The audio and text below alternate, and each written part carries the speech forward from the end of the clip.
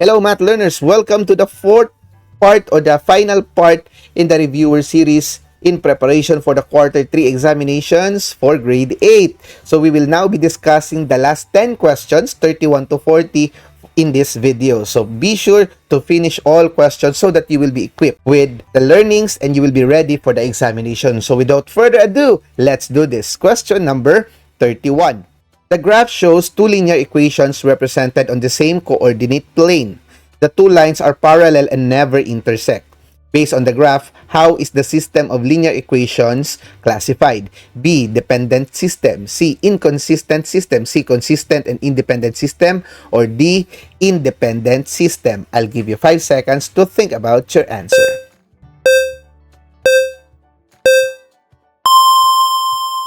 Okay, my dear math learners, in this question, this is opposite to what we have in question number 30, in which they will be intersecting. In this case, we have two lines that are parallel and never intersect. So if that is the case, then it is not consistent and it is not independent. So therefore, the correct answer is letter B, inconsistent system, because parallel lines that never intersects represents an inconsistent system, meaning no solution. All right, so let's check whether we are correct. Right. Easy, right? Now let us go to question number 32. For numbers 32 to 34, a jeepney driver earns money from regular rides and special rides. A regular ride costs 15 pesos and a special ride costs 25 pesos. One afternoon, the driver completed 12 rides and earned 220 pesos.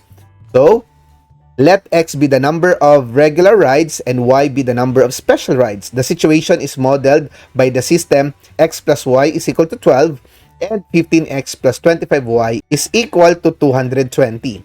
Question number 32.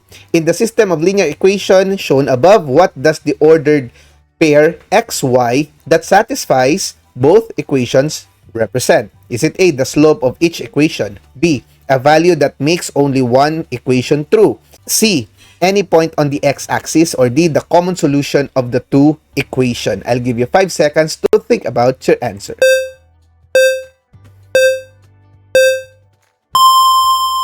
Okay, my dear math learners.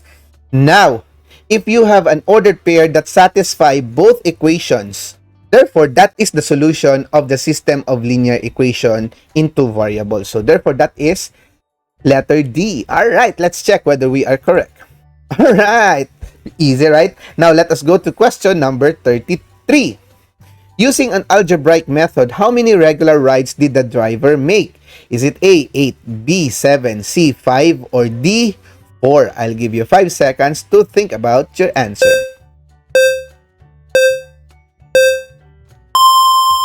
Okay, my dear math learners, this is the same as what we have in the previous situation, in which we will be trying to solve the value. So, the question here in number 33, it is talking about the regular ride. So, meaning the value of our x. So, we need to solve for x. So, in order to do that, we can have two choices, two methods. The elimination method and the substitution method. So, the best course of action is for the substitution method. So, we have here x plus y is equal to 12. Now, what we need to solve at the end is the value of x. Therefore, we need to get the value of y representation. So, in order to do that, we will transpose our x here to the other side. So, that is y is equal to 12x, meaning the value of our y is equal to 12x. So, therefore, in our second equation, that y variable will be represented now with 12 minus x. So, you will have 15x plus 25 times the quantity 12 minus x. Alright. So, now, 25 will be distributed to the 12 minus x. So, 25 times 12, that would give you 300. Alright? And then, 25 multiplied by minus x or negative x, that would be negative 25x. Alright. So, therefore, 15x minus 25x, that would be negative 10x. Okay. Then, the 300 there, if you transpose it to the other side, that would be 220 minus 300. And that would give you negative 80. So, in the left side, you have negative 10x. While in the right side, you have negative 80. So divide both sides by negative 10, you will have a value of letter A, and that is 8. Let's check whether we are correct. Alright, my dear math learners. Now, let us go to question number 34. How many special rides did the driver make? Is it A, 25, B, 12, C, 5, or D, 4? I'll give you 5 seconds to think about your answer. Okay, my dear math learners, now this is very easy. Why? Because in the previous question, we have already answered the number of regular rides, which is 8.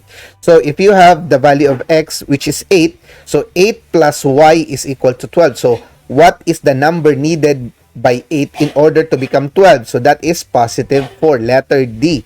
So let's check whether we are correct. Alright, easy, my dear math learners. Now let us go to question number 35. For items number 35 to 37, the municipal record shows the following information. The total of Marco's age and Lisa's age is 24 years. The difference in their ages is 6 years. Marco is older than Lisa.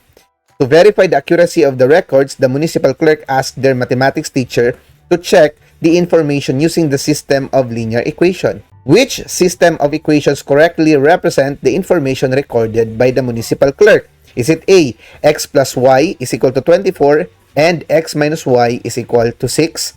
B, x minus y is equal to 24 and x plus y is equal to 6? Or D, 2x plus y is equal to 24 and x plus y is equal to 6? Or letter D, x plus y is equal to 6 and x minus y is equal to 6. I'll give you 5 seconds to think about your answer.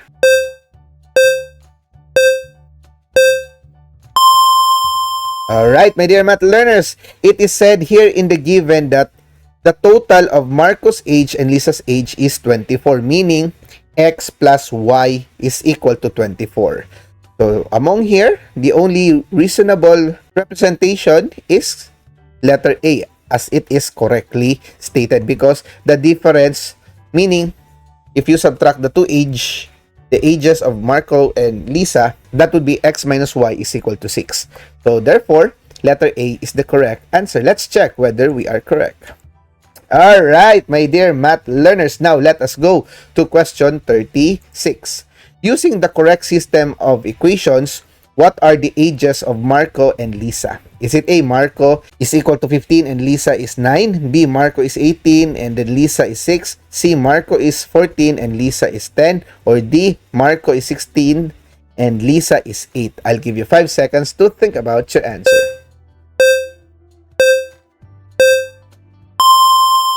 Okay, my dear math learners, there is a tip in solving this one. It is by the consideration of the given. It says here that the total age of Marco and Lisa is 24. So you just try to add them. So 15 plus 9, that would be 24, okay? 18 plus 6, that would be 24, okay? 14 plus 10, that would be 24, okay? 16 plus 8, that would be 24. So the first linear equation or situation is correct. Now the second one is the difference of their ages is 6, meaning you will subtract the age of Marco to the age of Lisa, and the answer would be 6. Okay. So 15 minus 9, that is 6. Okay. 18 minus 6, that is not 6. 14 minus 10, that is not 6. 16 minus 8, that is not 6. So therefore, the correct answer is letter A. Let's check whether we are correct. Alright. Easy, right? So, my dear math learners, now let us go to question number 37. Which statement best explains why the ages found in question 36 are correct? Is it letter A, the sum of their ages is 24 and Marco is 6 years older than Lisa? B, the difference in their age is 24 years. C, Lisa's age is greater than Marco's age. Or D, the sum of their ages is 24 and Marco is 4 years older than Lisa. I'll give you 5 seconds to think about your answer.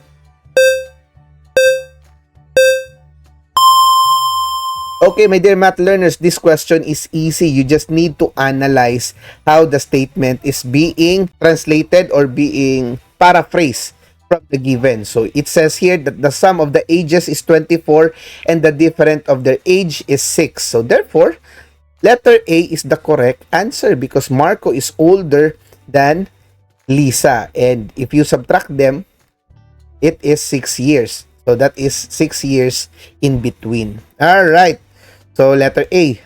Very good, my dear math learners. I hope you got that one. So now let us go to question number 38. For numbers 38 to 40, Pedro is a public school teacher living in Davao City. After work, he goes to Agdao Public Market to buy food for his family. He plans to buy pork and beef, but he must stay within his limited budget.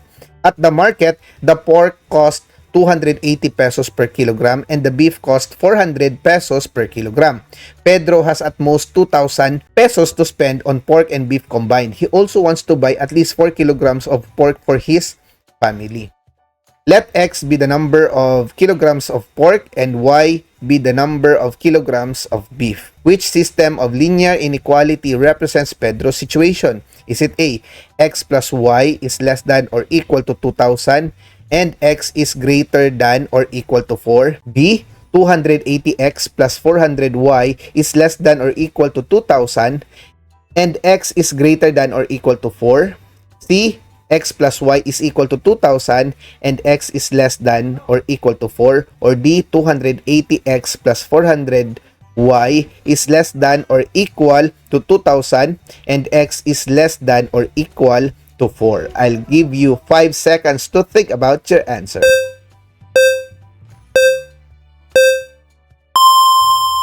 Alright, my dear math learners.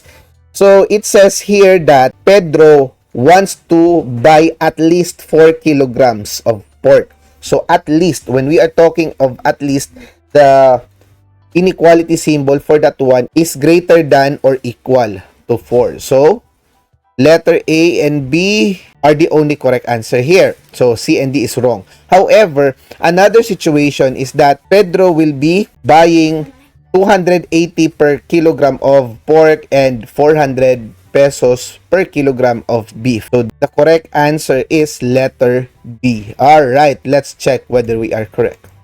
Alright, easy, my dear math learners. Now, let us go to question number 39. Pedro considers buying 6 kilograms of pork and 2 kilograms of beef. Which statement correctly evaluates this choice?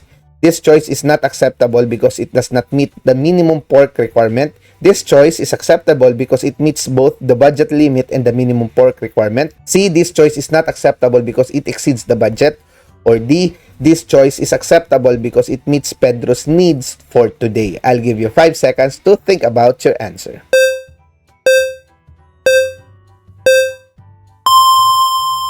Okay, my dear math learners, so let us consider the 6 kilogram of pork and 2 kilograms of beef.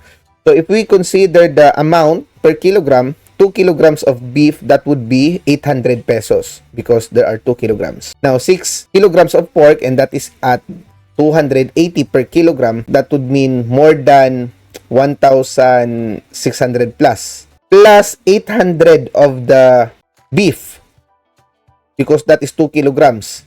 So, it exceeds already in the budget of 2,000 that Pedro has.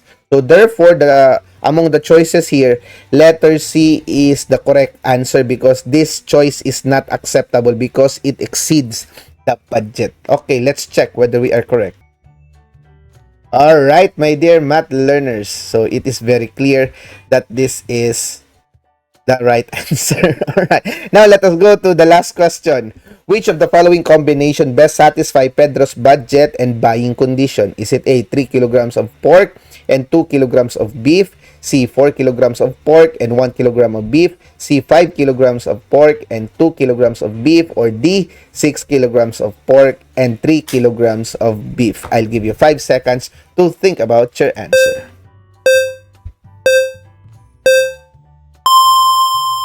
Okay, my dear math learners, the first thing is that letter A is already wrong. Why? Because there is one rule there that Pedro wants to buy at least 4 kilograms of pork. So, meaning it must be 4 and higher. So, letter A is already wrong. So, 4, 5, and 6 is the only choices that we have. Now, for the beef, we have here, if we have one beef, that would be 400 pesos, right?